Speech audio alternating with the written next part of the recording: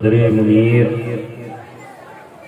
کیجئے امداد ہم سب کی یا غوث اعظم دستگیر۔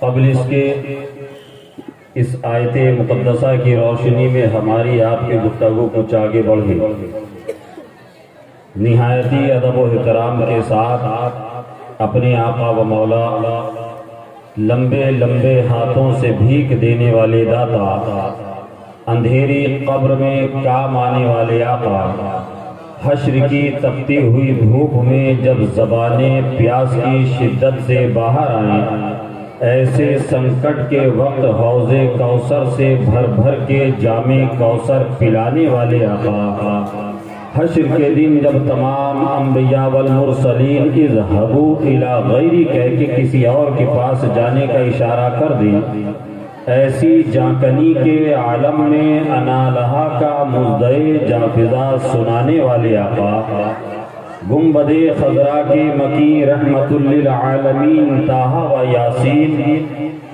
ساقی مدینہ مشک و عنبر سے زیادہ معطر ہے جن کا پسینہ، روحی فدا جناب احمد مجتبی محمد مصطفیٰ مجتبی مرتضی صلی اللہ تعالی علیہ وسلم کی بارگاہ بے کس پناہ میں، بارگاہ گوہر بار میں، بارگاہ عالی وقار میں درودوں کی ڈالی محبت کی تھالی میں سجا کر پیش کریں اور نہایت ہی ادب و احترام کے ساتھ بآواز بلند درود پاک کا نذرانہ پیش کریں۔ اللہم صلی علی سیدنا شفیعنا حبیبنا نبینا مولانا محمد بارک وسلم، صلو علیہ صلاۃ و سلام علیک یا رسول اللہ صلی اللہ تعالی علیہ وسلم۔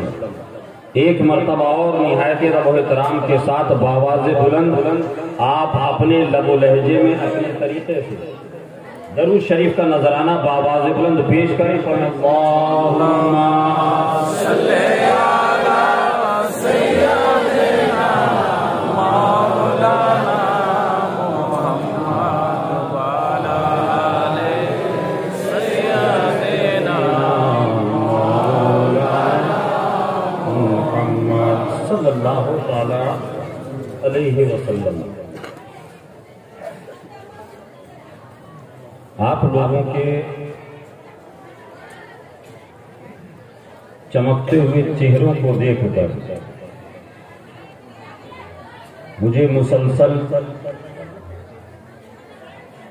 مصروفیت کے باوجود میری ساری تھکان مجھے کافور ہوتی معلوم دے رہی ہے۔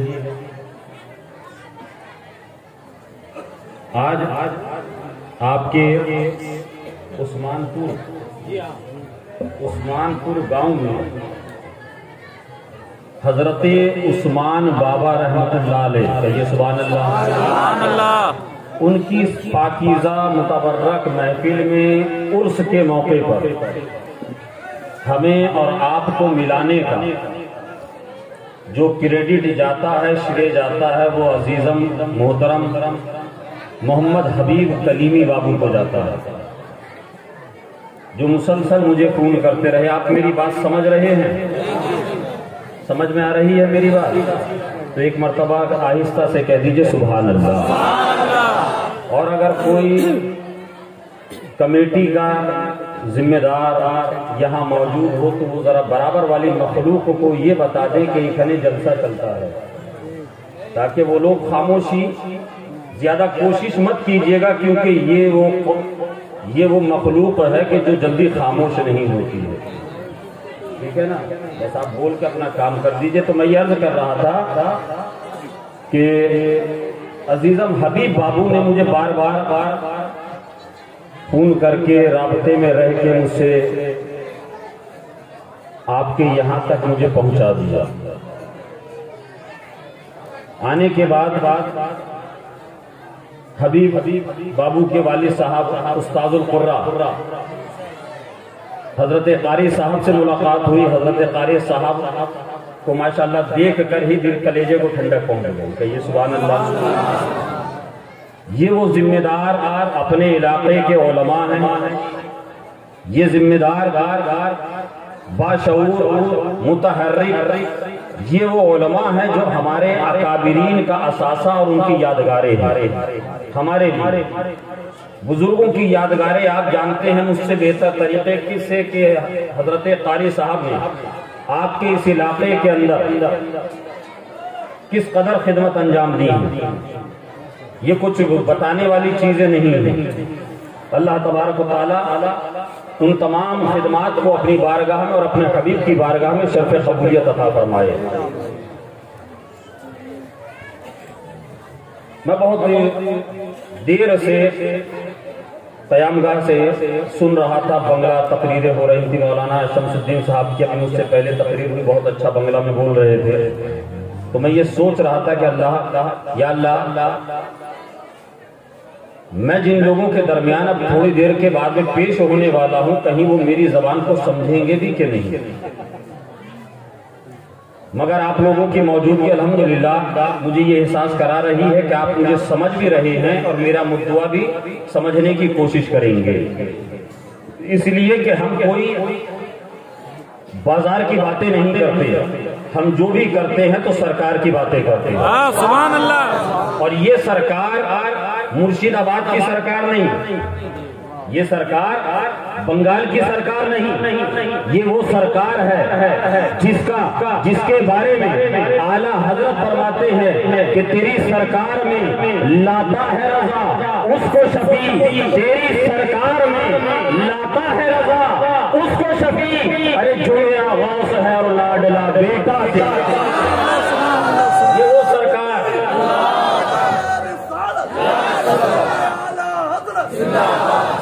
اور آپ کے لیے کہتے ہیں کہ دو ہاتھوں میں لڈو، دو ہاتھوں میں لڈو.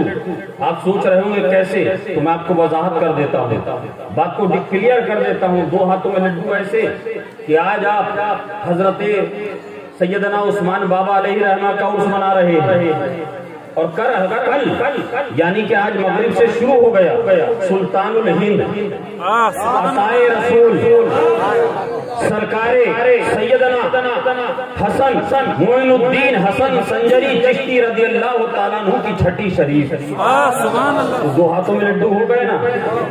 حضرت کا بھی ذکر ہوگا، حضرت کی محفل میں بھی بیٹھیں گے اور حضرت سرکار غریب نواز کا بھی چرچا ہوگا. سبحان اللہ سبحان اللہ. حضرت غریب نواز کا چرچا ہوگا. رے خواجہ کے ہندوستان میں ہے، یہ کسی کے باپ کی جاگیر نہیں ہے، یہ میرے اور آپ کے آقا نے سرکار غریب نواز کو ہند عطا کیا ہے. کرسی پر کوئی بیٹھے پتوں کا کسی کا لہرائے، حکومت تو میرے خواجہ کی ہے، حکومت میرے خواجہ کی ہے.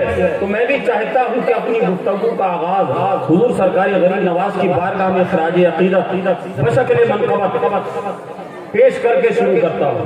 ایک مرتبہ نہایت ہی ادب و احترام کے ساتھ آواز بلند درود پاک کا نذرانہ پیش کریں. اللہم صلی علی سیدنا شفیعنا حبیبنا نبینا مولانا محمد بارک وسلم صلو علیہ صلاۃ و سلام علیک یا رسول اللہ صلی اللہ تعالی علیہ وسلم. حضرات بہت تیزی کے ساتھ مطلب پیش کرتا ہوں.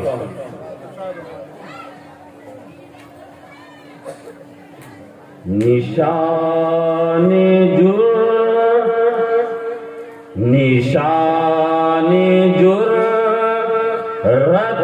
شیر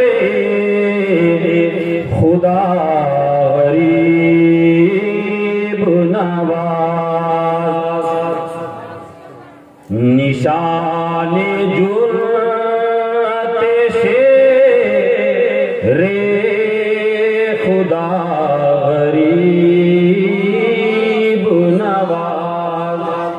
جس مسلمان پر سرکار غریب نواز کا احسان ہے وہ مانتا ہے، وہ باواز بلند کہے سبحان اللہ. نشان جرأت شیر خدا غریب نواز، نشان جرأت شیر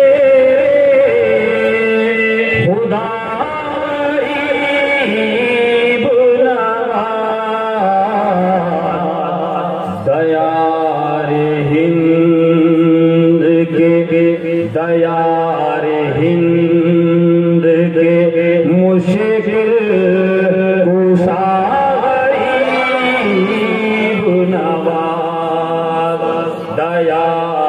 ہند کے مشکل کشا غریب نواز. اور حضرت عطائے رسول سرکاری غریب نواز کو عطائے رسول کیوں کہا جاتا ہے؟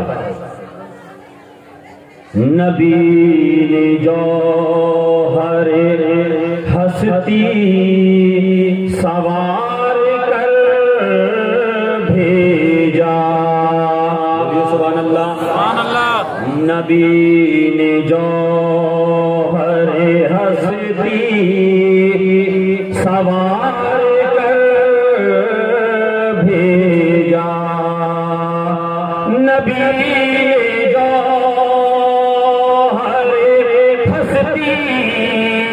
سوار کر بھیجا.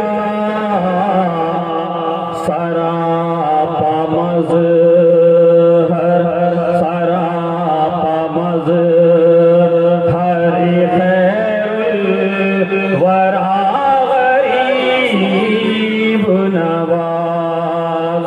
سراپا مظہر خیر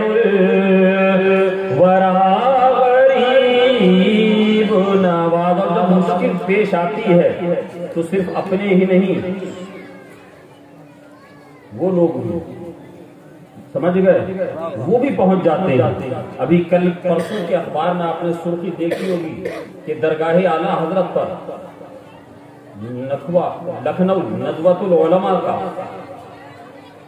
سلمان ندوی بارگاہ اعلیٰ حضرت بارگاہ اعلیٰ حضرت میں سلمان ندوی ندوۃ العلماء کا صدر وہ بھی پہنچ گیا. جب سر پر پڑتی ہے کھڑاون میرے غریب نواز کی تو سب کی عقلیں ٹھکانے آ جاتی ہے. ملاحظہ فرمائیں نشان جرأت شیر خدا غریب نواز. اور صدا تھی ایسی کہ دشمن بھی کہہ اٹھے لبیک.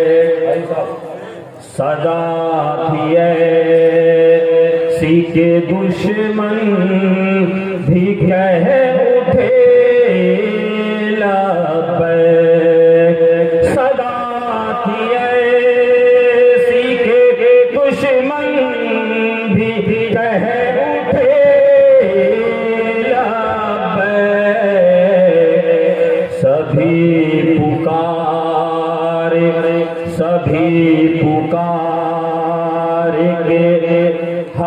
سبھی پکار کہ میرے رہنما غریب نواز. سبھی پکار کہ ہیں رہنما غریب نواز. اور بہت تیزی کے ساتھ یہ آخری شعر وہ در ہے قرب الہی کا ایک روشن باب. وہ در ہے قرب الہی کا ایک روشن باب. وہ در ہے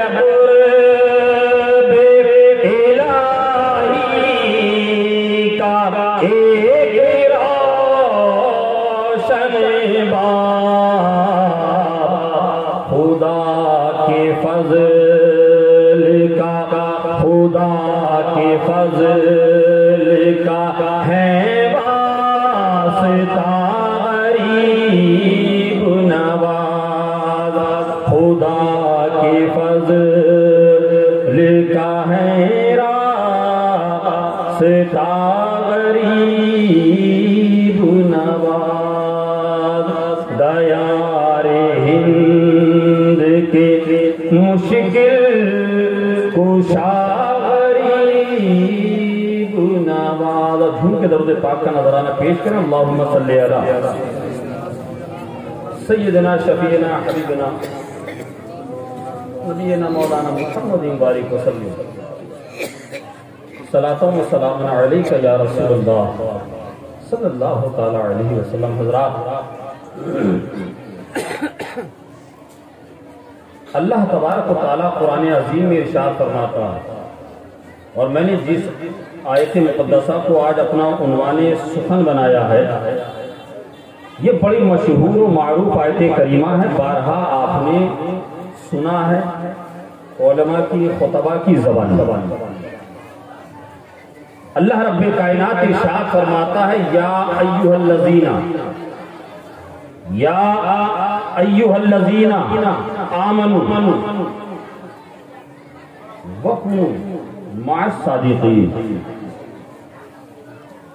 या अय्युहल्लज़ीना आमनू वकुनू मअस सादिक़ीन।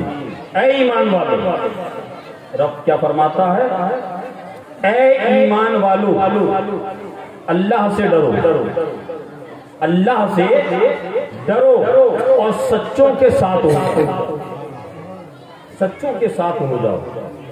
ये आयत करीमा का सीधा साधा मतलब मफ़हूम, जिसकी मीनिंग इस आयत करीमा में रब तबारक व तआला ने 3 बातें अपने बंदों से इरशाद फरमाई हैं। या अय्युहल्लज़ीना, ऐ ईमान वालों। अब यहाँ बात ये समझ में आ गई कि इस पूरी कायनात में 750 करोड़ इंसानों के दरमियान, 750 करोड़ इंसानों में रब तबारक व तआला ने किसी और को मुखातब होकर नहीं फरमाया। इसी रुए जमीन पर, रब की बनाई हुई धरती पर, रब के बनाए हुए इस आसमान के शामियाने के नीचे, रब के बनाए हुए इस कायनाते आलम के ऊपर बेशुमार मज़ाहिब के मानने वाले लोग पाए जाते हैं। कोई दरियाओं को पूज रहा है, कोई दरख्तों को पूज रहा है, कोई पहाड़ों की परस्तिश कर रहा है, कोई पत्थरों को तराश कर अपने माबूद बना रहा है, कोई आग को पूज रहा है, कोई किसी चीज को पूज रहा है, कोई किसी को सजदा कर रहा है, कोई उगते हुए सूरज को पूज रहा है, कोई किसी फल को पूज रहा है। गोया के रब तबारक व तआला ने या अय्युहल्लज़ीना आमनू इस आयत मुक़द्दसा के सेंटेंस में, इस जुमले में उन तमाम मज़ाहिब के मानने वालों का बाइकाट किया, मुकम्मल सोशल बाइकाट किया। या अय्युहल्लज़ीना, रब फरमाता है, रब तो खालिक़े कायनात है, सारी मखलूक को पैदा फरमाने वाला रब है, सारे कायनाते आलम का मालिक हकीकी अल्लाह तबारक व तआला है। वो चाहता या अय्युहन्नास फरमा देता, या अय्युहन्नास फरमा देता, मगर रब का करम देखो, रब का फजल देखो मुसलमानों कि रब ने जब बात अहम आई, जब इतनी इंपॉर्टेंट बात आई, उसने या अय्युहन्नास नहीं फरमाया, बल्कि फरमाया या अय्युहल्लज़ीना आमनू, ऐ ईमान वालों। गोया कि अगर रब ने अपने फरमाया या अय्युहल्लज़ीना आमनू, ऐ ईमान वालों, ईमान वालों से कहा अटेंशन हो जाओ, ईमान वालों से फरमाया सावधान हो जाओ, ईमान वालों से फरमाया हमतन होश हो जाओ, ईमान वालों से फरमाया अब तुम मुतवज्जा हो जाओ। इसलिए मौला रब फरमाता है या अय्युहल्लज़ीना आमनू, या अय्युहल्लज़ीना आमनू तक़ुल्लाह, ऐ ईमान वालों, अल्लाह से डरो, अल्लाह से डरो, अल्लाह से डरो। या अय्युहल्लज़ीना आमनू तक़ुल्लाह, ऐ ईमान वालों, अल्लाह से डरो।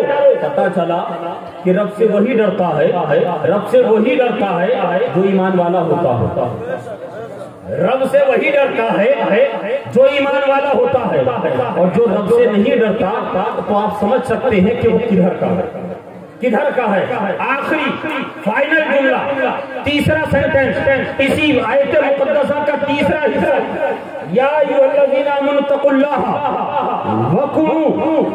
वकुनू मअस सादिक़ीन, और सच्चों के साथ हो जाओ, सच्चों के साथ हो जाओ, यानी रब के प्यारों के साथ हो जाओ, रब के पसंदीदा के साथ हो जाओ, उनके साथ हो जाओ जिनके साथ होने से, जिनके साथ आ जाने से तुम्हें रब का पता चल जाए, रब का पता चल जाए। وَكُونُوا مَعَ الصَّادِقِينَ، اور سچوں کے ساتھ ہو جاؤ. اس میں اس کی تفسیر میں جمہور مفسرین فرماتے ہیں یہاں سچوں سے مراد کوئی اور جماعت نہیں بلکہ اللہ کے ولی ہے. یہاں اولیاء اللہ مراد ہیں. اولیاء کرام اللہ کے مقربین کے اللہ کے مقربین کے ساتھ ہونے کے لیے رب تبارک و تعالیٰ نے یہاں فرمایا اے ایمان والو اللہ سے ڈرو اور سچوں کے ساتھ ہو جاؤ. آج انہی سچوں میں ایک سچے حضرت عثمان بابا کے عرس کی محفل میں ہم اور آپ یہاں شریک ہیں. کہیے سبحان اللہ. سچوں کی صحبت میں بیٹھنے سے بڑے فائدے ہیں مسلمانوں. سچوں کی صحبت بڑی قیمتی ہے اور یہ سچوں کی صحبت ہر کسی کو نہیں ملتی. رب نے خود یہ بات واضح کر دی یا ایھا الذین آمنوا اتقوا اللہ وکونوا مع الصادقین، کہ جو ایمان لائے گا، جو رب کی ربوبیت کا اقرار کرے گا، جو رب کو رحمان مانے گا، جو رب کو خالق مانے گا، جو رب کو پروردگار عالم مانے گا، وہ اللہ سے ڈرے گا.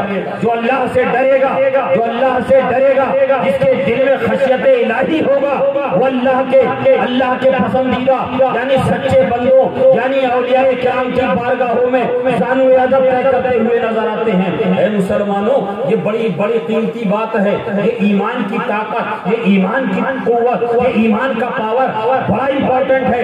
آپ سمجھ سکتے ہیں یہ ولی اللہ کی شان یہ بڑی ہے. آپ جانتے ہیں کہ اللہ تبارک و تعالیٰ کا بنایا ہوا نظام ظاہری قاری صاحب یہ بھی حق ہے، اور نظام باطنی میرے رب کا بنایا ہوا نظام باطنی وہ بھی حق ہے. اب میں یہاں پر آپ سب لوگوں کو متوجہ کر کے میں چاہتا ہوں کہ تھوڑی دیر کے لیے اگر آپ لوگ میری طرف توجہ فرما لیں. علماء کرام کی خصوصی دعاؤں کو لیتے ہوئے علماء کرام کی بھی توجہ کا طالب ہوں کہ اللہ تبارک و تعالیٰ کا یہ بنایا ہوا نظام ظاہری حق ہے اور اللہ کا بنایا ہوا نظام باطنی وہ بھی حق ہے. اس پورے کائنات میں رزق کون دیتا ہے؟ اس رزق کائنات کو رزق کون دیتا ہے؟ جلدی سے بولیے اللہ. کون دیتا ہے؟ شک ہے آپ کو؟ کوئی شبہ ہے؟ کوئی کنفیوژن ہے؟ اگر نہیں ہے تو ہاتھوں اٹھا کر کہیے سبحان اللہ. رزق کون دیتا ہے؟ بارش آسمان سے کون برساتا ہے؟ کھیتوں کے اندر جو فصلیں اگتی ہیں ان فصلوں کے اندر وہ دانا گیہوں کا، جو کا، دھان کا، گندم کا یہ کون پیدا کرتا ہے؟ شکم مادر کے اندر ایک قطرہ پانی سے ایک بچے کو شکل و صورت کون بناتا ہے؟ مصور کائنات کون ہے؟ خالق کائنات کون ہے؟ ہواؤں کو کون چلاتا ہے؟ مل کر بولیے ہواؤں کو کون چلاتا ہے؟ اللہ. مگر یہاں پر میں علماء کرام کی توجہ کا طالب ہوں. پیغمبر اعظم ہمارے اور آپ کے پیارے آقا جناب محمد رسول اللہ صلی اللہ تعالی علیہ وسلم ارشاد فرماتے ہیں کہ اللہ تبارک و تعالیٰ نے بارش برسانے پر فرشتوں کو مامور فرمایا. ٹھیک ہے، بارش برسانے پر کس کو مامور فرمایا ہے؟ فرشتوں کو. ہواؤں کو کھینچ کے لانے پر اللہ تبارک و تعالیٰ نے فرشتوں کو مامور فرمایا. فرشتوں کی ڈیوٹی لگائی ہے. آسان لفظوں میں سمجھ لیجئے کہ ان کی ڈیوٹی لگی ہے. ہواؤں کو کھینچ کر لاتے ہیں. شکم مادر کے اندر ماں کے پیٹ کے اندر تصویر اللہ کے حکم سے فرشتے بناتے ہیں. آسمان سے بارش اللہ کے حکم سے فرشتے برساتے ہیں. یہ موت جو انسان پر کسی چیز پر طاری ہوتی ہے، موت دینے والا، زندگی دینے والا حقیقی رب ہے، دینے والا اللہ ہے، مگر اس پر بھی فرشتے مامور ہیں. فرشتے معمور ہیں، متعین ہیں، ان کی ڈیوٹی لگی ہوئی ہے۔ بارش فرشتے برسا رہے ہیں، ہواؤں کو کھینچ کر فرشتے لا رہے ہیں، شکم مادر کے اندر بچوں کی تصویر گری فرشتے کر رہے ہیں، موت فرشتے دے رہے ہیں اللہ کے حکم سے، اللہ کے حکم سے، امر و اذن الہی۔ وہ فرشتے ابھی ڈیوٹی بجاوری کر رہے ہیں، مگر کوئی مجھے بتا سکتا ہے جب فرشتے بادلوں کو کھینچ کر لاتے ہیں اور جب بارش ہوتی ہے تو کوئی یہ کہتا ہو کہ یہ کام فرشتے نہیں کر رہے، یہ اللہ نہیں کر رہا، یہ فرشتے کر رہے؟ کوئی یہ عقیدہ رکھتا ہے کہ یہ کام دیکھیں کام اللہ کا ہے، کام اللہ کا ہے، اللہ کے حکم سے ہے۔ ڈیوٹی بجا لانے والے فرشتے ہیں، اس کے مقربین ہیں، فرشتوں میں مقربین فرشتے ہیں جو ڈیوٹی جن کی لگی ہوئی ہے وہ فرشتے ہیں۔ کوئی پانی برسانے پر لگا ہوا ہے، کوئی ہوا کو کھینچ کر لانے پر برسا ہوا ہے، کوئی ہوا کو کھینچ کر لانے پر لگا ہوا ہے، کوئی ماں کے پیٹ کے اندر بچوں کی تصویر بنانے پر لگا ہوا ہے، کوئی انسان کو کوئی موت دینے پر لگا ہوا ہے، کوئی کسی کے ذہن میں، کسی کے دماغ میں، کسی کے دل میں شک بھی نہیں آتا یہ کام اللہ نہیں کر سکتا رب العالمین۔ کسی کے دل میں شک بھی نہیں آتا کہ یہ فرشتے جو کر سکتے ہیں یہ اللہ نہیں کر سکتا۔ ارے اللہ ان اللہ علی کل شیء قدیر، جس کی صفات ہے وہ رب کائنات ہے، وہ مالک حقیقی ہے، اس نے پوری کائنات کو پیدا فرمایا، پوری کائنات کو پیدا فرمایا۔ فرشتے اللہ کے حکم سے بِإِذْنِ امر الہی فرشتے اپنی ڈیوٹی بجا لا رہے ہیں، مگر کسی کے دل میں، کسی کے ذہن میں یہ سوال پیدا نہیں ہوا کہ یہ کام جو فرشتے کر رہے ہیں، یہ کام جو فرشتے کر رہے ہیں یہ اللہ نہیں کر سکتا، یہ شرک ہے معاذ اللہ رب العالمین۔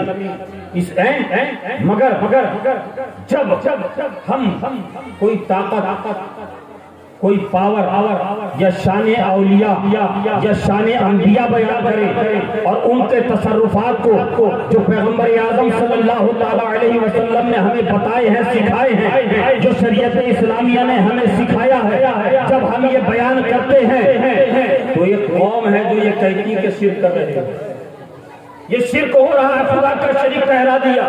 آپ حضرت عثمان بابا کے مزار شریف پر آئے، فاتحہ پڑھی، اللہ کی بارگاہ میں حضرت عثمان بابا کے وسیلے سے دعا کری کہ مولا اپنے مقرب بندے حضرت عثمان بابا کے وسیلے سے میرے کاروبار میں ترقی دے دے، مولا میرے خلیان میں برکتیں دے دے، مولا میرے گھر اور دکان کو ترقی عطا فرما دے، مولا میرے بچوں کو صحت عطا فرما دے، مولا ہمیں کسب حلال کمانے کھانے کی توفیق عطا فرما دے۔ کس سے مانگ رہے تھے؟ اللہ سے۔ کس سے مانگ رہے تھے؟ اللہ سے۔ کسی کے دل میں یہ خیال آیا کہ حضرت عثمان بابا کو جو ہم شریک بنا رہے ہیں، بارگاہ خدا میں جو وسیلہ پیش کر رہے ہیں، تو خدا کا شریک، خدا کا شریک سمجھ کر رہے ہیں یا اللہ کا بندہ سمجھ کر؟ اللہ کا بندہ سمجھ کر نا۔ یہی تو ہم اہل سنت کا عقیدہ ہے، یہی تو ہم سنیوں کا مشرب ہے، یہی تو ہمارا مسلک ہے کہ ہم اولیاء کرام کی بارگاہ میں جو جاتے ہیں، حاضری دیتے ہیں، تو رب کا بندہ سمجھ کر اور رب کی عطا کردہ طاقتوں کے بنیاد پر ان کو تصرف والا سمجھ کر حاضر دیتے ہیں۔ ہم ان کو خدا نہیں سمجھتے، نہ ہم خدا کا شریک سمجھتے ہیں، بلکہ رب کے عطا سے مصطفیٰ جان رحمت صلی اللہ تعالی علیہ وسلم کے صدقے میں جو پاور، جو قوت جو اللہ نے ان کو عطا کی ہے، ہم ان کے وسیلے سے اللہ کی بارگاہ میں حاضر ہوتے ہیں۔ مولا ہماری پریشانیوں کو حضرت کے وسیلے سے دور فرما دے، سرکار غریب نواز کے وسیلے سے دور فرما دے، سرکار غوث اعظم کے وسیلے سے دور فرما دے۔ اس لیے ہم جو جاتے ہیں تو پتہ چلا کہ کام وہ اللہ کر سکتا ہے، مگر کراتا فرشتوں سے ہے۔ جب فرشتے کرتے ہیں کسی کے دماغ میں کوئی سوچا کوئی نقطہ نہیں آتا، کسی قسم کا کنفیوژن نہیں ہوتا، سب جانتے ہیں کہ یہ ڈیوٹی لگی ہوئی ہے۔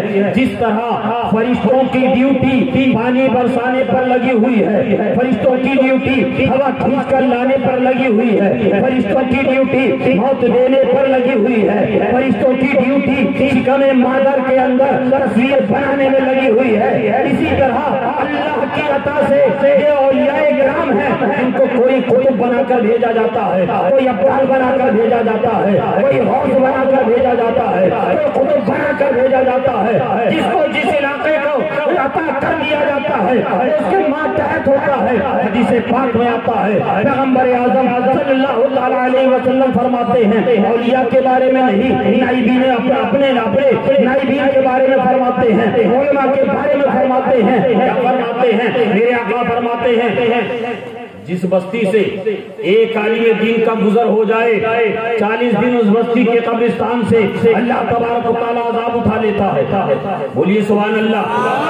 آج حضرت عثمان بابا کے وسیلے سے آپ کے اس عثمان پور کے اندر کتنے علماء آئے ہیں، کتنے حفاظ آئے ہیں، کتنے قرآن آئے ہیں، کتنے مفتیان کرام آئے ہیں۔ آپ ذرا اندازہ کیجئے 40 دن پیغمبر اعظم فرماتے ہیں عذاب اس قبرستان سے اٹھا لیا جاتا ہے۔ ارے اولیاء کرام کی شان کو سمجھنا ہے، پہلے علماء کی بارگاہ میں زانو ادب طے کرو۔ جب علماء کی بارگاہ میں آپ زانو ادب طے کریں گے تب آپ کو علماء کی قدر پتہ چلے گی۔ جب علماء کی قدریں آپ جان جائیں گے تب آپ کے دل میں آپ کے دل کے دریچے کھل اٹھیں گے، اس کے بند دروازے کھل جائیں گے۔ جب علماء کی یہ شان ہے اولیاء کی شان کیا ہوگی؟ جب اولیاء کی یہ شان ہے تو اقوام کی کیا شان ہوگی؟ جب اقوام کی یہ شان ہے تو اغواص کا کیا عالم ہوگا؟ جب اغواص کا یہ عالم ہے تو صدیقین کا عالم کیا ہوگا؟ صالحین کا عالم کیا ہوگا؟ ارے جب یہ شان ہے خدمت گاروں کی تو سرکار کا عالم کیا ہوگا؟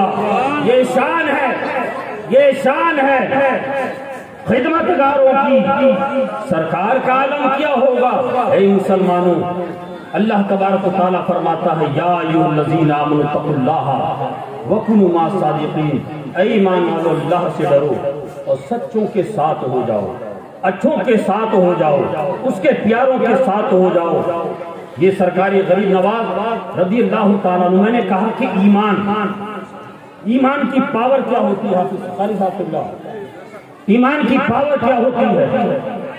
حضرت سرکار غریب نواز رضی اللہ تعالیٰ عنہ سمجھ لی جن کی چھٹی شریف میں اور حضرت عثمان بابا کی اور اس کی محفل میں دونوں میں جو ہم بیٹھے ہوئے ہیں، حضرت سرکار غریب نواز کے بارے میں مورخین لکھتے ہیں، اکابرین لکھتے ہیں، نقل کرتے ہیں جب آپ کی آخری عمر شریف تھی، آخری عمر شریف میں آپ زارو قطار رویا کرتے تھے، زارو قطار رویا کرتے تھے، بے شمار رویا کرتے تھے، مگر کسی کی ہمت نہیں ہوتی کہ کوئی پڑھ کر یہ پنچلے حضور اس قدر گریہ گزاری کا مقصد کیا ہے؟ حضور آپ اس قدر کیوں رو رہے ہیں؟ حضور جو آپ صبح شام رات و دن اس قدر گریہ گزاری کرتے ہیں، اس کا مقصد کیا ہے؟ ہمت کسی میں نہیں، ہمت کسی میں نہیں، اسی لیے کہ بارگاہ جتنی بڑی ہوتی ہے اتنے آداب بڑے ہوا کرتے ہیں، بڑی بارگاہوں کے بڑے آداب ہوا کرتے ہیں۔ حضرت سرکار غریب نواز کی بارگاہ میں آپ کے چہیتے حضرت قطب الدین بختیار کاکی رحمۃ اللہ علیہ تشریف لائے۔ لوگوں نے کہا کہ حضور بہت اچھے موقع سے آپ تشریف لائے، حضور ہماری ہمت نہیں ہوتی، سرکار ہماری جرأت نہیں ہوتی، ہمارے حوصلے دم توڑ جاتے ہیں۔ حضرت قطب الدین فرماتے ہیں، حضرت خواجہ قطب الدین فرماتے ہیں معاملہ کیا ہے؟ کہا حضور بہت سرکار بہت روتے ہیں، بہت گریہ گزاری کرتے ہیں، حضرت سرکار غریب نواز بہت رویا کرتے ہیں، ہمارے پیر و مرشد بہت روتے ہیں، مگر ہمت نہیں ہوتی ہے، جرأت نہیں ہوتی ہے، جسارت نہیں ہوتی ہے کہ جا کر پوچھنے کے سبب کیا ہے، وجہ کیا ہے، تکلیف کیا ہے، معاملہ کیا ہے۔ حضرت خواجہ قطب الدین بختیار کاکی رحمۃ اللہ علیہ اپنے پیر و مرشد کی بارگاہ میں حاضر ہوئے، آہستہ سے سلام عرض کیا اور جا کر قدموں کو دبانا شروع کر دیا۔ حضرت خواجہ غریب نواز آنکھیں بند کیے ہوئے زارو قطار رو رہے تھے۔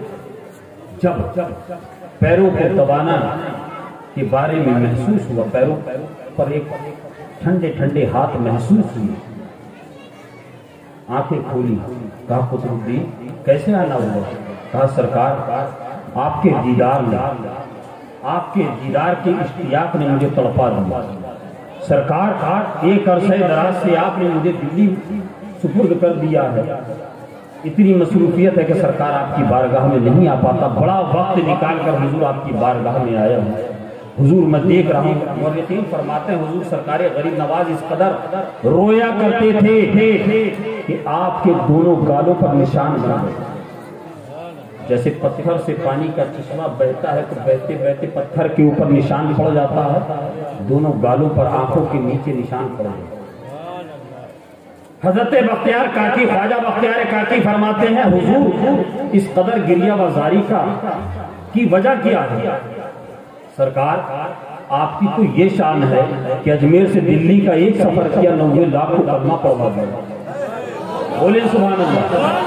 ایک سفر دلی سے اجمیر سے دلی، حضور 90 لاکھ کو کلمہ پڑھوا دیا۔ آج ہمارے زمانے کے جو پیران عظام ہیں جو اپنے آپ کو صفت اولیاء میں شامل کرتے ہیں، بات کو سمجھ رہے ہیں؟ کچھ ایسے بھی لوگ بازاروں میں گھوم رہے ہیں، قاری صاحب کے بلا ہم دیکھتے ہیں 2 رکعت دن بھر میں نماز نہیں پڑھتے، مگر ان کے قصیدے آپ سنیے ان کے مریدین سے تو اللہ اکبر، لگتا ہے کہ آج ہی آسمان سے اترے۔ حضور غریب نواز کی بارگاہ میں جب حضرت خواجہ بختیار کاکی نے فرمایا میں یہ پیر کی اور ایک ولی کی شان بیان کر رہا ہوں کہ حضور اجمیر سے دلی کے ایک سفر پہ 90 لاکھ کو کلمہ پڑھوا دیا، حضور جہاں 2 رکعت لوگ پڑھ کر 14 رکعتوں کے نقارے بجایا کرتے ہیں، جو رہتے ایک جگہ پر ہیں اور یہ دعویٰ کرتے ہیں کہ خانہ کعبہ میں ہم نے نمازیں پڑھ لی، ہم نماز پڑھنے کے لیے اجمیر چلے گئے، بغداد چلے گئے، کعبہ چلے گئے، مکہ چلے گئے، حضور 50 سال مسلسل رات بھر آپ اپنے رب کے حضور اپنی پیشانی کو جھکائے پڑے رہے، نمازوں پر نمازیں، نوافل پر نوافل پڑھتے رہے۔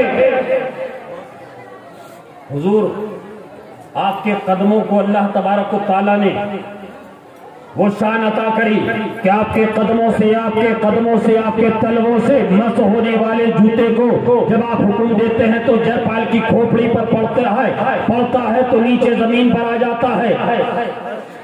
حضور آپ نے تو لاکھوں گمراہوں کو راہ راست پر لے آئے۔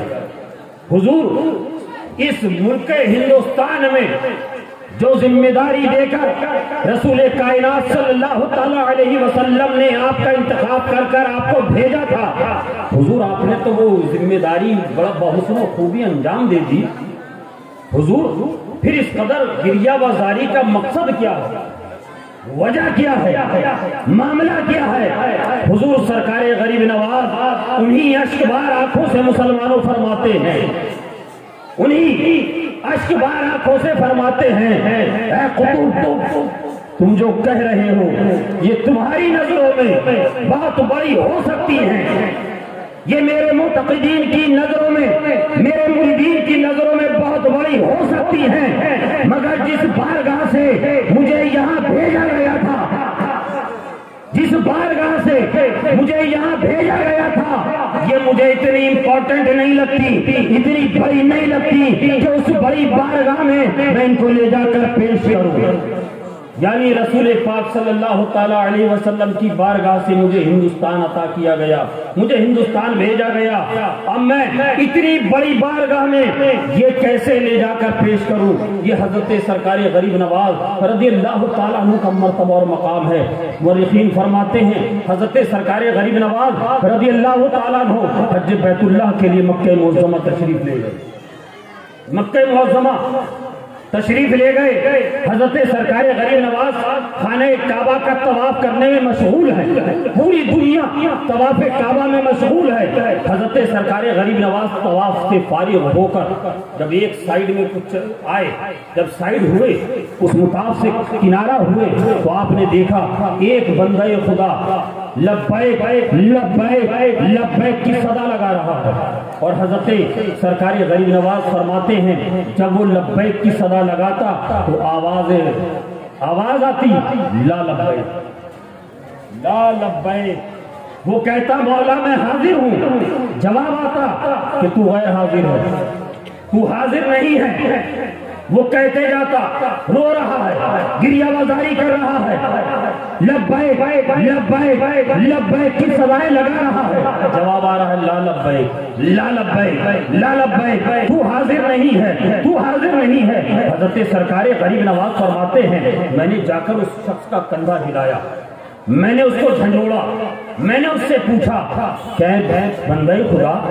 تو لبیک کی صدا لگا رہا ہے، تو لبیک کی صدا لگا رہا ہے، جواب آ رہا ہے لا لبیک، مگر تو پھر بھی صدا لگا رہا ہے، جب تیری صدا، جب تیرا آنا قبول ہی نہیں ہے تو پھر تو صدا کیوں لگا رہا ہے؟ اس نے دیکھا حضرت سرکار غریب نواز کو، کہا کہ آپ نہیں سمجھ رہے، آپ کا اس سے کوئی سروکار نہیں، آپ کو اس سے کوئی مطلب نہیں۔ حضرت سرکار غریب نواز فرماتے ہیں جب اس نے یہ جملہ کہا کہ آپ میرے معاملے میں کیوں پڑھتے ہیں، آپ کو اس سے کیا مقصد ہے، آپ کو کیا مطلب ہے، تو مجھے تھوڑی حیرانی ہوئی اور مزید جاننے کی خواہش پیدا ہوئی۔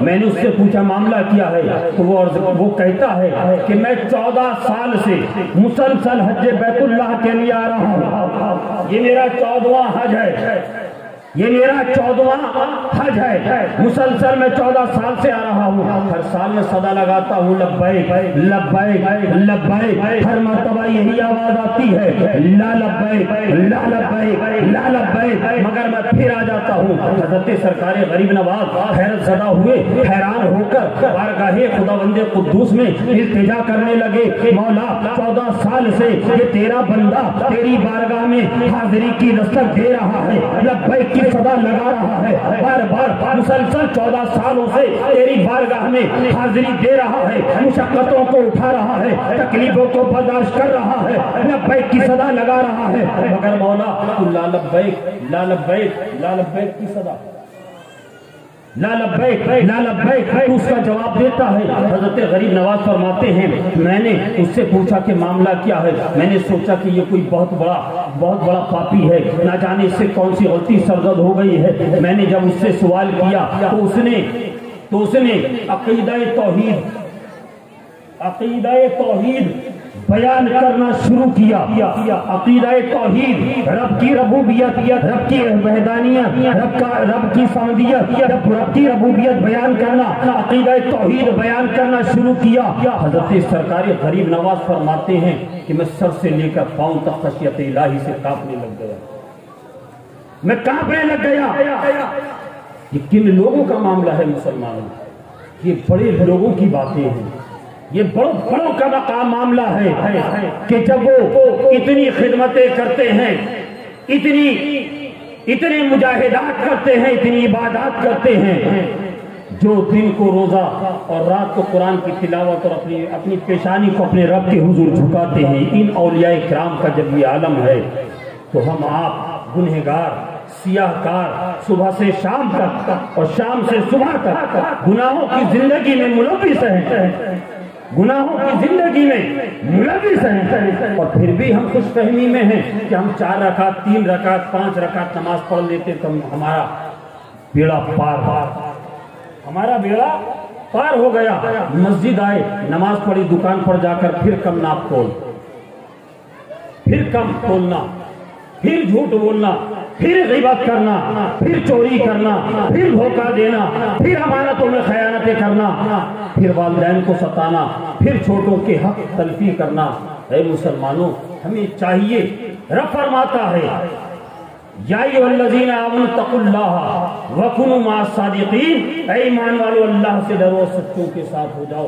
سچوں کے ساتھ سے مطلب یہ نہیں کہ صرف اعراض کی محافل کا انعقاد کرنا، یقیناً یہ بھی ہم کریں گے، یہ بھی ہم کریں گے، ہم اپنے بزرگوں کے تواریخ کو یاد رکھیں گے، اور اس سے پہلے اپنے بزرگوں اولیاء کرام کی تواریخ کے ساتھ ساتھ ان کی تعلیمات کو بھی اپنی زندگی میں اتاریں گے، ان کی تعلیمات کو بھی اپنی زندگی میں اتاریں گے۔ مجھے پتا چلا کہ یہاں پر آپ لوگوں میں بیشتر لوگ سلسلہ چشتیہ کلیمیہ سے منسلک ہیں، سلسلہ کلیمیہ چشتیہ سے منسلک ہیں. یاد رکھیے گا ایک جملہ میں دے کر آپ کو جا رہا ہوں، بارہا میں کہتا ہوں، بار بار میں کہتا ہوں، اور جب جب موقع ملتا ہے تب ببانگ دہل کہتا ہوں. آج آپ سے کہہ کے جا رہا ہوں کہ یہ جو اسلام، یہ جو شریعت ہے، شریعت مصطفیٰ ہے، یہ ایک بلڈنگ ہے. کیا ہے؟ یہ ایک بلڈنگ ہے. آپ بڑے بڑے شہروں میں جاتے ہوں گے، آپ نے دیکھا ہوگا 30 تلہ 40 تلہ 50 تلہ 100 تلہ 150 تلہ ٹاور بلڈنگیں ہوتی ہیں. اس بلڈنگ کے اندر بے شمار کمرے ہوتے ہیں، رومز ہوتے ہیں. یہ شریعت اسلامیہ ایک بلڈنگ کے مانند ہے، مثل ایک بلڈنگ ہے. اور یہ تمام سلاسل حقہ، یہ تمام سلاسل حقہ ان کمروں کے مثل ہے، کمروں کی طرح ہے. ہم یہ چاہتے ہیں کہ ہمارا کمرہ بچ جائے، ہم یہ چاہتے ہیں کہ ہمارا سلسلہ بچ جائے. قادری چاہتا ہے ہمارا بچ جائے، چشتی چاہتا ہے ہمارا بچ جائے، نعیمی چاہتا ہے ہمارا بچ جائے، رضوی چاہتا ہے ہمارا بچ جائے، اشرفی چاہتا ہے ہمارا بچ جائے، کلیمی چاہتا ہے ہمارا بچ جائے. جتنے ہیں سب چاہتے ہیں ہمارا بچ جائے. اور باقی کا ہمیں کیا مطلب؟ ہم اپنے کمروں کو بچانے میں لگے ہوئے ہیں، مگر چاروں طرف سے آپ نے غور کیا ہے اس شریعت اسلامیہ، شریعت محمدی کا جو ٹاور ہے، یعنی وہ جو بلڈنگ ہے، اس کے اوپر چاروں طرف سے حملہ ہو رہا ہے. مذہب اسلام پر چاروں طرف سے حملہ ہو رہا ہے. اس کی دیواروں کو کمزور کرنے کی سازشیں ہو رہی ہیں، بنیادوں کو کمزور کرنے کی کوششیں کی جا رہی ہیں کہ بنیادیں اور دیواریں کمزور ہوں گی تو پوری عمارت گر جائے گی. مگر ہم اپنا روم بچانے میں لگے ہوئے ہیں. اب مجھے یہ بتائیے ایمانداری سے، ہم اپنا روم بچانے میں لگے ہوئے ہیں. جب وہ بلڈنگ گرے گی تو ہمارا روم بچے گا؟ بولیے بچے گا؟ ایک کلیمیوں ایمانداری سے بتانا، بچے گا؟ جب ہمارا روم بھی نہیں بچے گا تو ہمیں اپنے روم سے پہلے ہمیں اس بلڈنگ کو بچانا ہے. ہمیں دین کی حفاظت، جب شریعت مصطفیٰ کی ہم حفاظت کر لیں گے، جب سب مل کر کریں گے، سب مل کر کریں گے، تو رضوی روم بھی بچ جائے گا، کلیمی روم بھی بچ جائے گا، نعیمی روم بھی بچ جائے گا، قادری روم بھی بچ جائے گا، اشرفی روم بھی بچ جائے گا. سارے کمرے محفوظ رہیں گے، اس لیے کہ ہماری پہچان روم سے نہیں بلڈنگ سے ہے. ہماری پہچان روم سے نہیں بلڈنگ سے ہے. اس لیے ہمیں روم سے پہلے اپنی بلڈنگ کو بچانے کے بارے میں سوچنا ہوگا. تمام سلاسل حقہ آپس میں ایک جڑے ہوئے ہیں، تمام سلاسل حقہ ایک ساتھ جڑے ہوئے ہیں. اب یہاں پر سلاسل حقہ پر ایک بات میں آپ کو عرض کرتا چلوں. آج کل آپ نے دیکھا ہوگا بہت سارے لوگ آتے جاتے ہوں گے، آپ کے بھی علاقے میں آتے ہوں گے، دوسرے علاقوں میں بھی آتے ہوں گے. آپ سنتے اور دیکھتے بھی ہوں گے کہ فلاں صاحب آ رہے ہیں، فلاں صاحب آ رہے ہیں. عجیب طرح کے معاملات بنا رکھے ہیں. ہاتھوں میں 4 انگوٹھیاں ہیں، کڑے پہنے ہوئے ہیں، کانوں میں بالیاں پہنے ہوئے ہیں. نماز کا پتہ نہیں، چہرے پہ داڑھی کا پتہ نہیں، سنتوں سے پیشانی ان کی جگمگاتی ہوئی نہیں ملے گی، نمازوں کا ان کو خیال نہیں ہوگا، ان کو روزوں سے کوئی سروکار نہیں ہوگا. مگر ان کو دیکھیے تو صوفی صاحب، صوفیزم کے بڑے پکے پیروکار، بڑے اچھے پیروکار.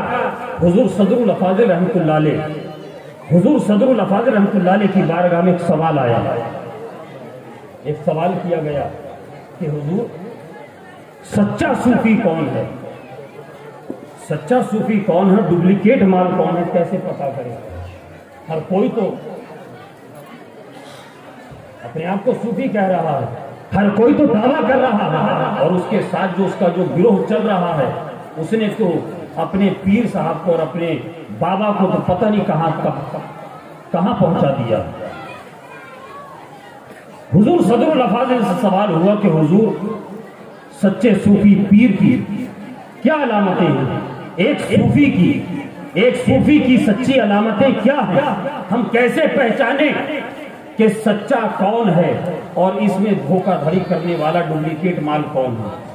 حضور صدر الافاضل علامہ سید محمد نعیم الدین قادری مراد آبادی رحمۃ اللہ علیہ فرماتے ہیں اگر جاننا ہے کہ سچا صوفی اور سچا پیر کون ہے تو اس کے پیٹھ کے پیچھے بیٹھ کر اس کے پیچھے بیٹھ کر سرکار پر درود شریف پڑھنا شروع کرنا، سرکار پر سلام پڑھنا شروع کر دو۔ اگر وہ مچل کر پیچھے پلٹ جائے اور تمہاری آواز سے آواز ملا لے تو سمجھ لینا سچا ہے، سمجھ لینا وفادار ہے، مصطفیٰ ہے۔ اگر وہ بھی جگہ پہ کرو فرق کے ساتھ بیٹھا رہے تو سمجھ جانا کہیں نہ کہیں کچھ ملاوٹ ہے۔ یہ مشائخ کرام علیہ رحمت رضوان کے اقوال ہیں۔ میں یہ عرض کر رہا تھا کہ ایمان کی طاقت، پیر کی طاقت، ایمان کی طاقت کیا ہوتی ہے؟ اللہ کے بندوں کے ساتھ ہونے کا جو رب نے ہمیں حکم دیا۔ میں سمجھتا ہوں کیا بجے ٹائم قریب میرے خیال سے ہو گیا ہے۔ اگر تھوڑی دیر اگر آپ لوگ اور اجازت دے دیں تو میں یہ بڑی پیاری اور بڑی اچھی بات کہنے کے لیے آپ تک جا رہا ہوں۔ تھوڑا سمٹ کے اگر آگے آ جائیں، درود شریف کا ایک بار ورد کر لیں۔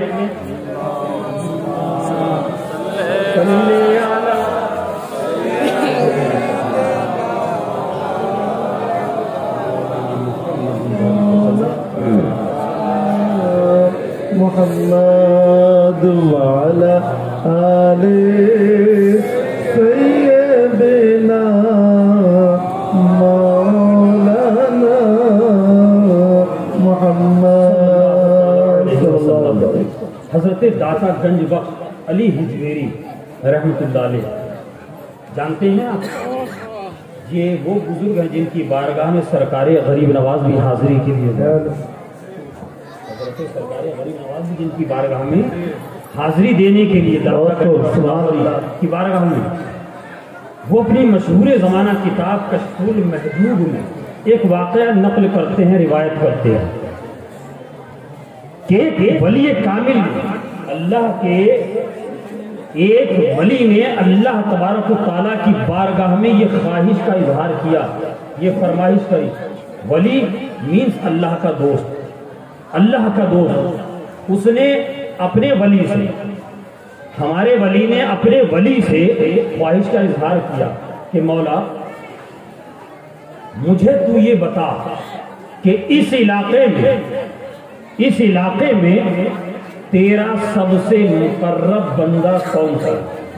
سبحان اللہ سبحان اللہ۔ بارگاہ میں سب سے زیادہ کس کو قرب حاصل ہے؟ حضرت داتا گنج بخش علی حجویری رحمۃ اللہ علیہ فرماتے ہیں کہ مسلسل وہ بزرگ یہ دعائیں کرنے لگے، ضد کرنے لگے، اصرار کرنے لگے، مولا مجھے اس کا پتہ بتا دے، مولا مجھے اس بندے کا ٹھکانہ بتا دے، مولا مجھے اس کے بارے میں بتا دے۔ حضرت داتا فرماتے ہیں کہ ایک دن رب تبارک و تعالیٰ کی رحیمی جھومی اور اس اپنے ولی کو بتایا کہ فلاں علاقے میں، فلاں بستی میں، فلاں بازار میں ایک کپڑے کا تاجر ہے، ایک کپڑے کی دکان کا مالک ہے، اس وقت اس علاقے کے اندر وہی میرا سب سے مقرب بندہ، بہت کو سبحان اللہ، میرا سب سے مقرب بندہ ہے۔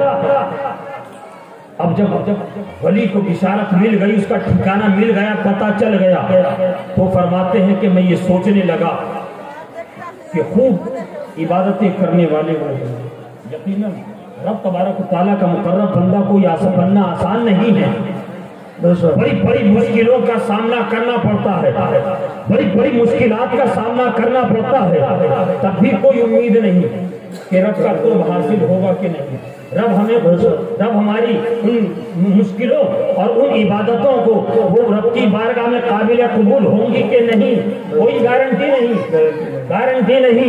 وہ فرماتے ہیں میں سوچنے لگا اتنا بڑا تاجر، اتنا بڑا ولی، اتنا بڑا رب کا مقرب ہے، اب ان کی دکان، اس بستی کی تلاش میں اس دکان پر پہنچنے کے لیے نکل پڑے سفر پہ چلے،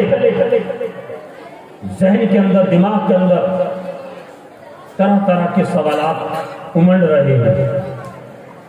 بڑے نمازی ہوں گے، تاجر ہیں، دکان پر بڑے لاہو لشکر کے ساتھ، بڑے دکان پر نوکر چاکر ہوں گے، وہ دکانداری کرتے ہوں گے، مصلی بچھا کر صرف عبادت و ریاضت میں مشغول رہتے ہیں۔ قرآن کی تلاوت کرتے ہوں گے، ذکر و اذکار کرتے ہوں گے، رات رات بھر ذکر کرتے ہوں گے، خوب صدقہ خیرات کرتے ہوں گے۔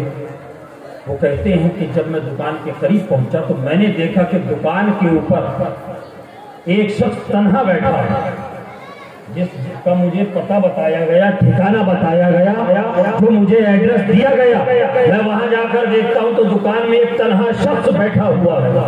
میں نے دیکھا نہ ہاتھ میں کوئی تسبیح ہے، نہ ہاتھ میں تسبیح ہے، نہ سائیڈ میں قرآن پاک کے پارے رکھے ہوئے ہیں، جس سے یہ اندازہ ہو جائے کہ تسبیح نہیں پڑھ رہا ہے تو قرآن کی تلاوت کر رہا ہوگا۔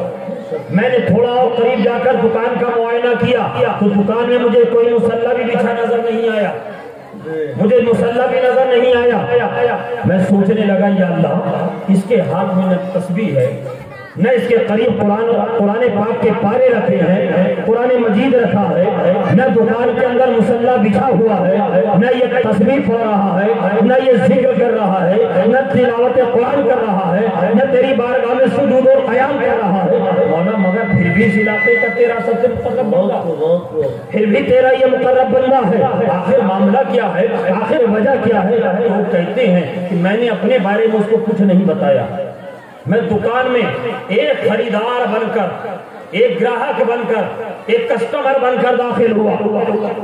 میں نے سلام کیا، جواب ملا، میں نے کہا مجھے کپڑا چاہیے، انہوں نے کپڑے کے بارے میں پوچھا کس طرح کا کپڑا، میں نے کہا اس طریقے کا کپڑا، کہا کس کلر کا چاہیے، کہا کہ اس کلر کا چاہیے، انہوں نے کہا الحمدللہ میرے پاس ہے، بہت عمدہ کپڑا ہے۔ دیکھا، کپڑا دیکھنے کے بعد وہ ولی فرماتے ہیں، حضرت داتا گنج بخش روایت کرتے ہیں، وہ ولی کہتے ہیں کہ مجھے کپڑا پسند آ گیا، کپڑا لینا نہیں تھا، مقصد میرا کچھ اور تھا، میں دیکھنا چاہتا تھا کہ آخر معاملہ کیا ہے، یہ ظاہر جو خالی بیٹھا ہوا شخص نظر آ رہا ہے، آخر کار کون سا اس کا ایسا فعل ہے، کون سا ایسا عمل ہے، کون سی اس کی ایکٹیویٹیز ہیں جس نے اس کو رب کی بارگاہ کا اتنا بڑا مقرب بنا دیا ہے۔ کہا کہ مجھے کپڑا پسند آ گیا، میں نے کہا کہ یہ اتنا کپڑا اس کی قیمت کتنی ہوگی، انہوں نے کہا اتنے روپے اس کی قیمت ہے، تو میں نے اس میں بارگیننگ کرنا شروع کر دیا، مول بھاؤ طے کرا، تھوڑا کچھ میں نے گھٹایا، کچھ انہوں نے بڑھایا، آخر میں سودا طے ہو گیا۔ اب میں اس انتظار میں تھا اب یہ کپڑا کاٹیں گے اور مجھے دیں گے اور قیمت وصولیں گے۔ اچانک وہ مجھ سے کہتے ہیں، وہ دکاندار کہتا ہے کہ سنیے آپ سے ایک عرض کرنا چاہتا ہوں، نہایت ہی ادب کے ساتھ۔ کہا کہ ہاں بتائیے کیا بات ہے۔ کہا کہ جو کپڑا آپ نے پسند کیا ہے، یہ کپڑا جس کوالٹی کا ہے، یہ کپڑا جس دھاگے کا بنا ہوا ہے، یہ کپڑا جس رنگ کا ہے، یہ کپڑا جس کارخانے میں بنا ہوا ہے، سیم یہی کپڑا میرے سامنے والی دکان میں بھی موجود ہے، میرے سامنے والی دکان میں بھی موجود ہے۔ مسلمانوں توجہ چاہتا ہوں، میرے سامنے والی دکان میں بھی موجود ہے۔ ایک کام کیجئے، آپ مجھ سے یہ کپڑا مت لیجئے، یہ کپڑا مجھ سے مت لیجئے، بلکہ وہ سامنے جو میرا مسلمان بھائی بیٹھا ہوا ہے دکان میں، آپ اس سے جا کر یہ کپڑا لے لیجئے۔ وہ کہتے ہیں کہ میں نے اس سے کہا کیا بات، کپڑے کے اندر کچھ نقص ہے، کوئی کمی ہے؟ کہا کہ الحمدللہ میرے کپڑے کے اندر کوئی کمی نہیں ہے، میرا کپڑا بے عیب ہے، کوئی عیب نہیں ہے، میرے کپڑے کی کوالٹی وہی ہے، صاف ستھری ہے جو اس دکاندار کے پاس ہے۔ کہا پھر معاملہ کیا ہے؟ میں کہ کم اجرت دے رہا ہوں۔ کہا کہ نہیں الحمدللہ آپ اجرت بھی اچھی دے رہے ہیں۔ کہا معاملہ کیا ہے؟ پھر تم کپڑا بیچنا کیوں نہیں چاہتے ہو؟ تو مجھے سامنے دکان میں کس لیے بھیج رہے ہو؟ وہ دکاندار کہتا ہے کہ حضرت معاملہ یہ ہے کہ الحمدللہ رب العالمین میرے رب کا مجھ پر فضل ہوا ہے، آج صبح سے میری دکان میں کئی گراہک آئے ہیں، کئی کسٹمر آئے ہیں، میں نے خوب مال بیچ لیا ہے، میرے بال بچوں کی کفالت کا انتظام ہو گیا ہے، میرے جو پیسے لگے تھے مال تجارت میں نے وہ بھی کما لیے ہیں، میری جو مزدوری تھی میں نے وہ بھی اٹھا لی ہے، مگر میں دیکھ رہا ہوں صبح سے لے کر یہ وقت ہو گیا ابھی تک سامنے والے دکان کے اندر کوئی کسٹمر نہیں آیا ہے، کوئی خریدار نہیں آیا ہے، کوئی گراہک نہیں آیا ہے۔ اور مجھے یہ ڈر ہے کہ اگر آج اس کے پاس کوئی گراہک کوئی کسٹمر نہیں آیا، آج یہ مال بیچ کر گھر نہیں گیا، تو اپنے بچوں کی کفالت کیسے کرے گا؟ اپنے بچوں کا لالن پالن کیسے کرے گا؟ اپنے بچوں کا پیٹ کیسے بھرے گا؟ ان کی ذمہ داری یہ کیسے اٹھائے گا؟ کہیں ایسا نہ ہو کہ شیطان اس کے دل میں وسوسے ڈال دے، شیطان اس کو بہکا دے اور یہ حلال رزق کی جگہ، کسب حلال کی جگہ کسب حرام کی طرف مائل ہو جائے، گناہوں میں مائل ہو جائے۔ اس لیے حضرات میں یہ نہیں چاہتا کہ میرا ایک ایمانی بھائی، میرا ایک مسلمان بھائی گناہوں کے دلدل میں ڈوب جائے اور گناہوں کو کرنے کی وجہ سے کل قیامت کے دن اس کو عذاب جہنم کا سامنا کرنا پڑے، عذاب جہنم میں ڈال دیا جائے۔ اس لیے میں چاہتا ہوں کہ آپ جب اس سے کپڑا خریدیں گے، اس سے مال خریدیں گے، اس کا مال بکے گا، اس کے بال بچوں کی کفالت کا انتظام ہو جائے گا، لال نمک روٹی کا انتظام ہو جائے گا، یہ شیطان کے بہکاوے میں نہیں آئے گا، یہ حلال رزق کے حصول کے لیے مزید جد و جہد کرے گا تاکہ اس کے بچوں کو ہمیشہ حلال رزق ملتا رہے۔ جب اس ولی کامل نے حضرت داتا گنج وقت علی حجویری رحمت اللہ علیہ بیان فرماتے ہیں، لکھتے ہیں کہ جب اس ولی کو جب یہ بات سنی، جب اس کی زبان سے یہ باتیں سنی تو وہ کہنے لگے کہ واقعی میں سمجھ گیا کہ اللہ تبارک و تعالیٰ نے تجھے اس پورے علاقے میں جو اپنا مقرب بندہ چنا ہے، ان تمام بندوں میں تو تجھے تیرا انتخاب کیا ہے، تو رب تبارک و تعالیٰ کا انتخاب بڑا لاجواب ہے۔ یقیناً تو بہت ہی فضیلتوں کا حامل ہے، یقیناً تو بہت اچھا انسان ہے، بڑا نیک انسان ہے، تو رسول پاک صلی اللہ تعالیٰ علیہ وسلم کا شہدائی ہے۔ اس لیے مسلمانوں ہمیں بھی چاہیے کہ ہم اپنی تجارتوں کو پاک کریں۔ نعرے تکبیر، نعرے تکبیر، نعرے رسالت، مسلک اعلیٰ حضرت پاک کریں، ہم کسب حلال کمائیں، ناخن میں کسی قسم کی کمی بیشی نہ کریں۔ اے مسلمانوں، آج سرکار غریب نواز کی چھٹی شریف کا بہترین اور حسین موقع ہے، حضرت بابا عثمان کی بارگاہ میں حاضری ہے۔ تمام بزرگوں کے دامنوں کو، ان کی روحانیت کو تھام کر یہ عہد کر لو کہ آج سے ہم کسب حلال کمائیں گے اور انشاءاللہ اپنے بچوں کو کسب حلال کھلائیں گے۔ اللہ تبارک و تعالیٰ کا جب بندہ کسب حلال کماتا اور کھاتا ہے تو اللہ تبارک و تعالیٰ اس کے گھر میں برکتیں اتار دیتا ہے، اس کی نسلوں میں برکتیں اتار دیتا ہے، شیاطین کے شر و فتنوں سے اس کو محفوظ فرما دیتا ہے۔ اللہ کریم اپنے حبیب مصطفیٰ علیہ السلام کے صدقے ہم سبوں کی حاضریوں کو قبول فرمائے۔ رب فرماتا ہے یا ایھا الذین آمنوا اتقوا اللہ وکونوا مع الصادقین، اے ایمان والو اللہ سے ڈرو اور سچوں کے ساتھ ہو جاؤ۔ ابھی اول ہی بیان نہیں کر پایا، ابھی آخر باقی ہے، ابھی ظاہر باقی ہے، ابھی باطن باقی ہے۔ انشاءاللہ تبارک و تعالی اللہ تبارک و تعالی نے اپنے حبیب کے اور اپنے محبوبوں کے وسیلے سے پھر موقع مرحمت فرمایا، عنایت فرمایا آپ کے روبرو آنے کا، تو انشاءاللہ تبارک و تعالی پھر گفتگو تمام کروں گا۔ اللہ کریم ہم سبوں کی حاضری کو قبول فرمائے، آمین۔ استغفر اللہ ربی من کل ذنب واتوب الیہ، وآخر دعوانا ان الحمد للہ رب العالمین۔